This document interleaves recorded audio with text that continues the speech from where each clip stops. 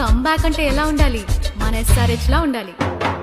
First bat అందుకొని flick shots ఎంచుకొని batting లోకి దిగాడు మా అభిషేక్. పిచ్చకొట్టుడులో PhDలే చేశాడు. వికెట్సే పడుతుంటే క్లాస్ నిషాన్ కొడుతుంటే నేనున్నానంటూ వచ్చి దూకాడు. సిక్సర్లతో నితీష్ రెడ్డి వచ్చాడు. పట్టుపట్టి మరి 200+ కొట్టారు. పవర్ ప్లే బౌలింగ్ ఫెయిల్ అవుతుంటే కొత్తగా వచ్చిన కుర్రాడొకడు టాపర్స్ అందర్నీ తరిమేస్తాడు.